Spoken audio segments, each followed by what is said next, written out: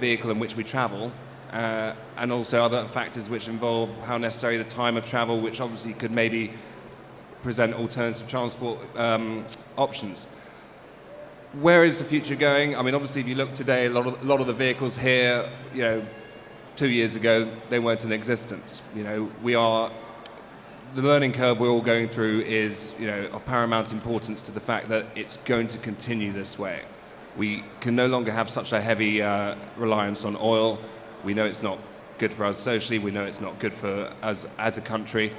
What's important is we start looking at the other options. And currently, the main options, as we see, are low carbon fuels, such as biodiesel, LPG, CNG. Electric vehicles, of which we've got a fantastic array of here today. I'm sure you've all had a look around, but if you haven't, please do. And of course, where the future is going ultimately, which will be solutions such as full hybrid vehicles, and of course, looking at ending up with other systems involving hydrogen. However, we know it is a long journey to get there. So the most important thing for us all to remember now is each journey that we do make, think of the vehicle you're using. Are you using a car to do a job that a bike could do? Are you using a bike to do a job that walking could do? Just evaluate every decision you make. Once we become a lot more conscious of it, then it's going to start naturally moving and integrating into our lifestyles. We all see people driving every day in a car with no passengers. We all see people driving around in a van with no one in it, or empty loads. Once we all become a bit more socially responsible, then the links will come in with the vehicles that you see here today.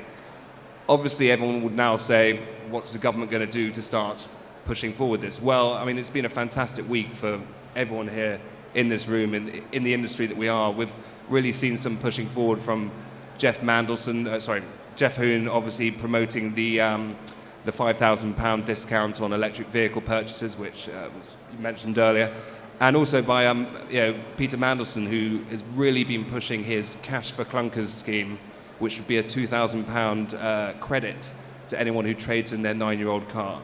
Now, obviously, the environmental effects of doing this would be fantastic, getting old cars off the road, but let's also look at the standard facts of it. It would be safer. We're getting 9-year-old cars off the road, which, of course, some may not be fitted with airbags, ABS.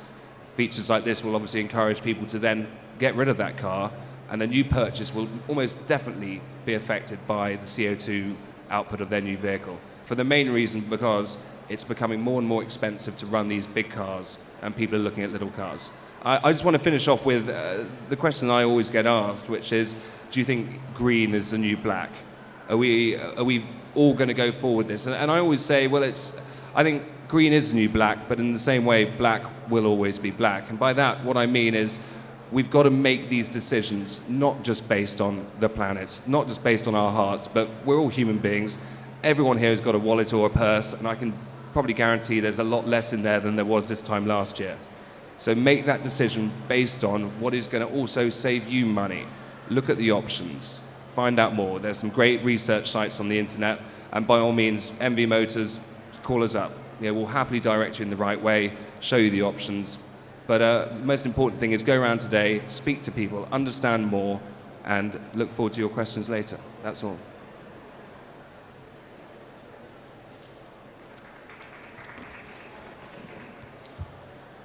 You were all promised a debate, and so far we've all agreed with each other. I'm sure there's ample room for us to argue later. And possibly the subject just mentioned, the vehicle scrappage scheme, may be the point of contention, because I'm sure most of us on this panel agree very much with the technological innovation that needs to happen in order to take the guilt out of personal motoring. But it's the politics of how you do that that's actually often the contentious issue. My name's Stephen Glazer. I organise an annual event in June to mark World Environment Day and London Sustainability Weeks, which is a Brighton to London eco-car rally. It's the opposite of the veteran car run, which have 100-year-old plus vehicles. We use vehicles, the best available vehicles today, as well as prototypes of the future, and we go the other way, from Brighton to London, and we get celebrities and dignitaries, politicians to drive them, and make as much a bang as possible, without crashing the cars, in the media, to promote the fact that, that you can all make decisions today that will impact the environment and indeed, it's not just your purchase choice or your driving style, but also the interaction between the public and the politicians and industry that really needs to improve to bring these things on, make them happen quicker. So we do an eco-rally, as I mentioned. I think we're at a very exciting time in society. I think we're at a turning point. No doubt it's not a coincidence that the communication technologies today, internet and everything else, has just burst on the world. It's almost normal now, but it gives us an ability to communicate that we've never had before, and indeed the environmental message and the troubles that may lie in store are all connected to part of that. I personally actually came to do what I do now, run this annual Eco Car event. Again, I'm the third person to mention hydrogen and fuel cells. I was involved in that technology for the last 15 years, more actually as a lobbyist, paid to argue with politicians about it than the technical involvement. But as a physicist, I'm keenly interested in the technology too. Ironic that it was a British invention. When people say nothing good is new, it's kind of true. It's over 150 years ago. The fuel cell was invented in this country by a Welshman, actually in London. And it's taken us this long for various reasons to consider using it in cars, as well as in battery replacement applications and in our homes and in the huge power stations. But no doubt we'll talk more about hydrogen and fuel cells later. For me, my perspective is that the car industry doesn't have revolutions, it has evolutions, but evolution is happening very quickly now. And indeed, the electrification of vehicles is inevitable. But car engineers don't want to change everything at once in a vehicle, because when it doesn't work, you don't know what to fix. So electrification is happening in vehicles now for lots of different reasons. And indeed, I don't see hybrids, batteries, and fuel cells and hydrogens as competition to each other. I think actually they're inevitable stepping stones towards a future which I agree will be slightly more, let's say, colorful than it is today. We've focused on one technology pretty much for the last 100 years, from the days of driving cars with red flags in front of them. But I think when things settle down,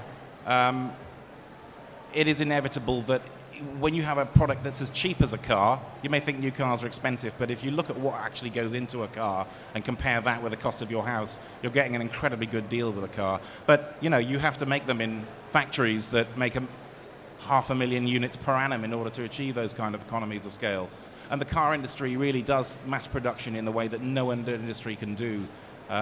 So yes, there's a huge time lag in what they do because the scales are massive. It takes 3 to 5 years to build a factory. And in order to build a factory, you need to know which tools to put in it. And in order to know which tools to put in it, you need to know exactly what your technology is going to look like.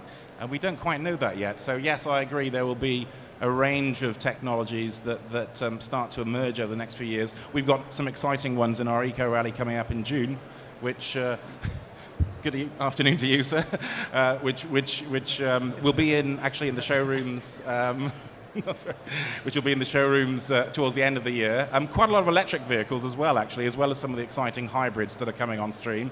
The new London Mayor is particularly fond of electric vehicles, as many of you may have gathered from media reports. And indeed, the batteries that we have today are actually quite sufficient for city driving. When you want to go a little bit further, then you have to look towards other things. But having said that, I never underestimate the capacity of any one technology to not just come along in leaps and bounds, but make breakthroughs every now and again. So although I think fuel cells and hydrogen are great, we haven't seen the last of any of the technologies that are actually in the market today or emerging. And I think I will leave it at that, and let's start the debate. Thanks very much. Thank you. You can see there's quite a wide range of views there, and there are lots of different futures. One person said to me in the exhibition earlier on today that wouldn't it be odd if everyone tomorrow walked out and found they actually had an electric car for some reason, a magic wand had been waved and everyone had an electric car. How would we all get our electricity? Which is a big problem. Sorry? Boris Johnson says it's from the plug. Boris Johnson said on Top Gear, it's from the wall plug, stupid. Of course it's from your socket, but it depends whether you're doing it all at once. Anyway, there's a lot of problems in terms of how we get the electricity to the vehicle, how the electricity